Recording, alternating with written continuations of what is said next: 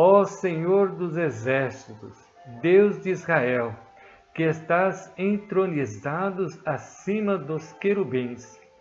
Somente Tu és o Deus de todos os reinos da terra.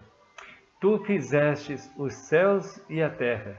Isaías 37, verso 16. O tema do nosso resumo da lição dessa semana é a derrota dos assírios. Você lembra desse nome, assírios?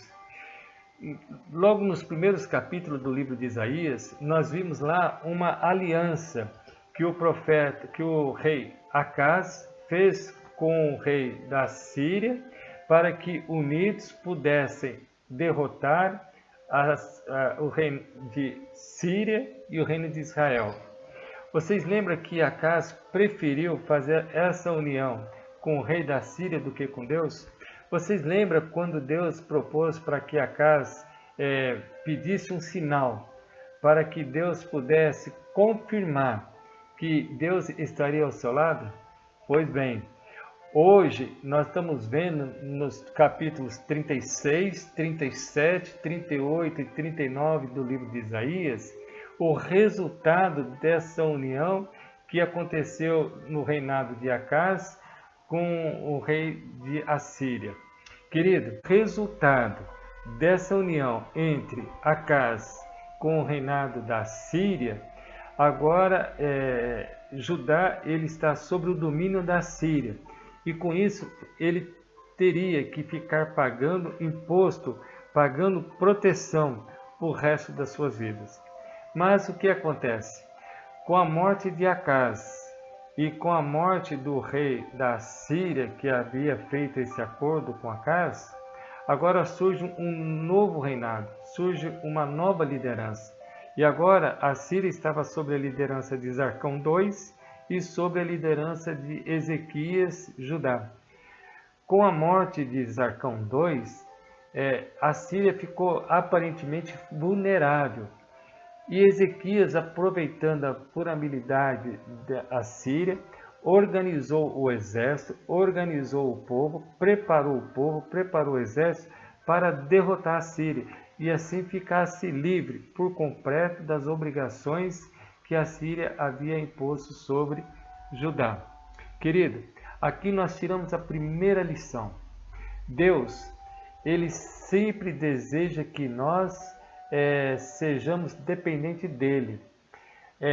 Judá, Jerusalém, estava sob o domínio, sob a proteção da Síria. E Ezequias queria fazer com que o povo voltasse a confiar em Deus.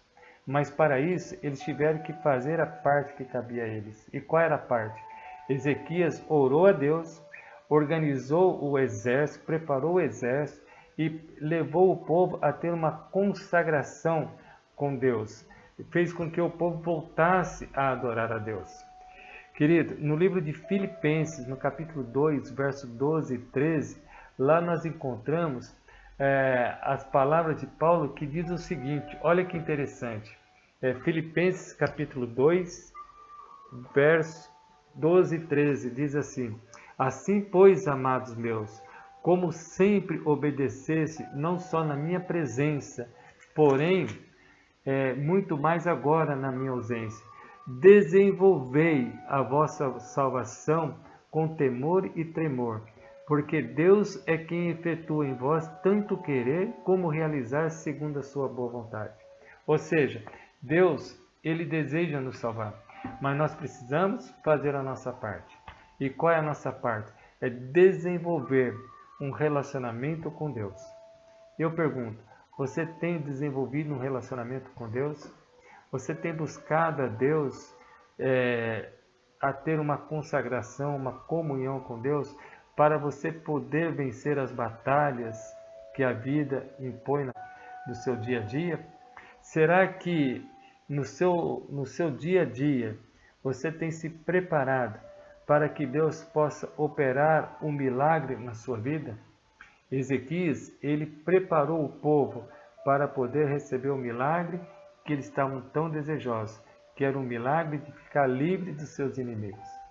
Quando você lê o livro de Isaías, capítulo 37, você encontra uma das orações mais sinceras de toda a Bíblia, a oração de Ezequias.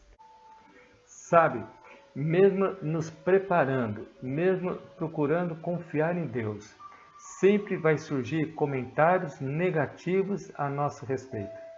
Sempre vai surgir palavras para nos desanimar, palavras ofensivas, palavras tentando nos convencer, queridos, de que Deus não está presente na nossa vida. Se você abrir lá no livro de Crônicas, no capítulo 32, do verso 2 a 19, você vai encontrar as palavras do rei da Síria, Rabsaque, sobre Ezequias, desanimando, fazendo ele acreditar, queridos, que Deus não estaria com ele. Uma vez que o povo de Jerusalém, Judá, havia virado as costas para Deus, jamais Deus voltaria a abençoá-lo. Sabe, muitas vezes nós escutamos histórias, palavras como essa. Você virou as costas para Deus, Deus esqueceu de você. Você está tão longe, você foi tão longe na sua vida, que Deus nem mais lembra de você. Você já escutou esse tipo de conversa? Você já escutou esse tipo de palavra de desânimo? Pois bem, eu quero dizer para você neste dia, em nome de Jesus, que Jesus continua de braços abertos, estendido à sua direção. Assim como Deus velou e cuidou do povo de Judá, que antes tinha virado as costas para ele, Deus também cuida de nós. Essa é a segunda lição que nós aprendemos essa semana. Olha que bênção, querido. Olha que maravilha. Não é à toa que o livro de Isaías é o livro do consolo. Livro que traz consolo para nós. Outro fato interessante que nós encontramos aqui, querido, é que muitas vezes, diante das dificuldades, das lutas da vida, nós nos encontramos no desespero. O desespero que a vida nos coloca. Situações que nos levam a não ter solução e, como resultado, ficamos desesperados. A dor que muitas vezes é provocada por situações indesejáveis. Eu quero dizer para você, em nome de Jesus, que você pode estar desesperado, mas jamais estará desamparado, porque Deus está velando e cuidando de você. Creia nisso. Acredite nessa promessa, que jamais Deus vai deixar de estender os braços e de cuidar e de consolar você, mesmo quando você muitas vezes tem virado as costas para Ele. Querido, a oração de Ezequias foi uma das orações mais sinceras que a Bíblia já registrou. Quando Ezequias estava no fundo do poço, ele buscou a Deus, reconhecendo Deus como o Criador dos céus e da terra. Olha que coisa, querido.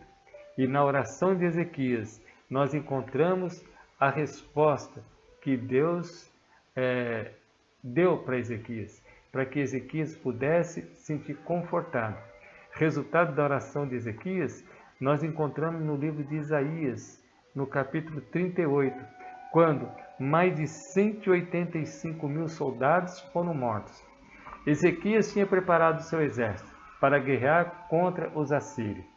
Mas, acredite, 185 mil soldados foram mortos, sem nenhuma lança ser lançada, sem nenhum esforço dos soldados de Judá que Ezequias tinha preparado. Sabe por quê? Porque o exército do céu, os anjos do céu, foi em socorro, em proteção ao povo de Judá.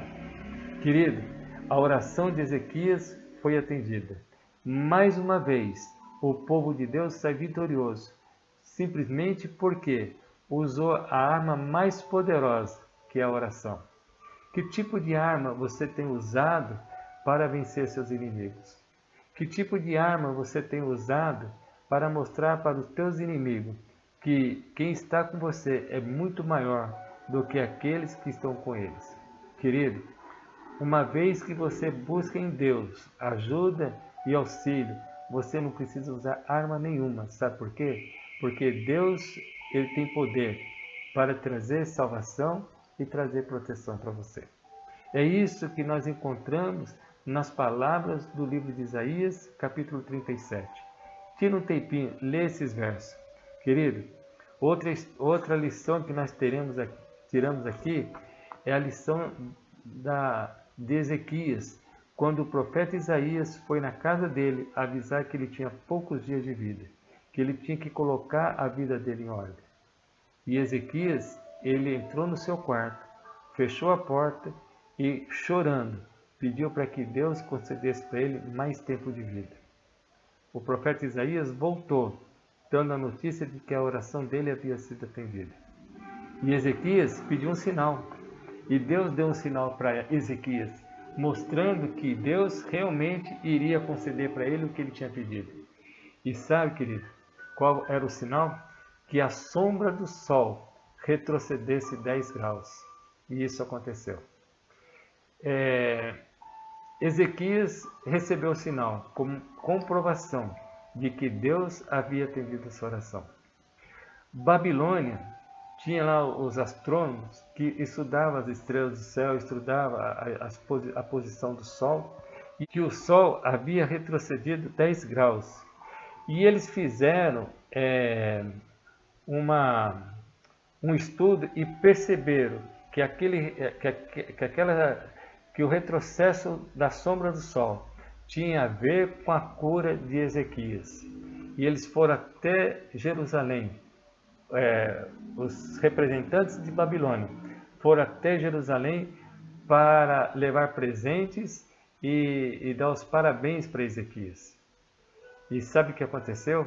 Ezequias, em vez de exaltar o nome de Deus, em vez de falar daquilo que Deus realizou na sua vida, ele começou a mostrar as coisas que o seu palácio tinha, o poder que ele tinha, as riquezas que ele tinha. E olha aqui o verso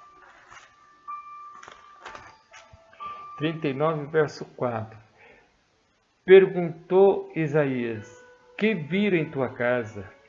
Respondeu Ezequias: viram tudo quanto há em minha casa. Coisa nenhuma há nos meus tesouros que eu não havia lhe mostrado.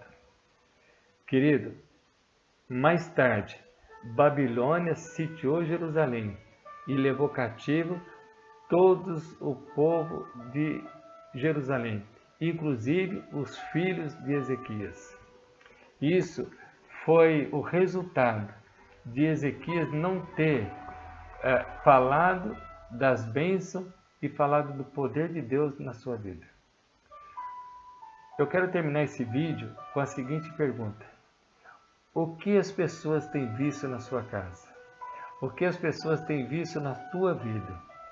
Que tipo de atitudes você tem tomado para provar que a sua vida é dirigida e é orientada por Deus? Que tipo de palavras que você tem usado para confirmar a sua fé e a sua dedicação às coisas de Deus? Pense sobre isso. Infelizmente, o nosso tempo é muito curto para nós podermos falar com mais detalhe das preciosas lições que esses capítulos de Isaías têm apresentado. Tire um tempinho, estude esses capítulos que eu mencionei, capítulo 36, 37, 38 e 39 de Isaías. E você vai ver que riqueza de lições que nós podemos tirar para o nosso crescimento, para o nosso ano. Que Deus te abençoe e que você possa ser realmente uma pessoa vitoriosa nos seus empreendimentos, na sua vida, na sua jornada, nos seus planos, e que você reconheça que Deus é soberano e que Deus tem poder para mudar o seu destino, mudar a sua vida. Esse é meu desejo e minha oração. Oremos. Querido Pai, quero terminar esse vídeo pedindo uma bênção toda especial para a família do Assis, para a família da Celine, onde que o seu paizinho encontra-se internado. Não existe muitas possibilidades para que o irmão Geraldo, para que o nosso amigo Geraldo se restabeleça. Mas confiamos no teu milagre, confiamos no teu poder, confiamos que o Senhor pode fazer coisas extraordinárias e é por isso que confiamos em Ti. Guarde e nos proteja e nos conforte, segundo a Tua vontade. É o que eu te peço e te agradeço por Jesus. Amém. Felicidade, que Deus te abençoe.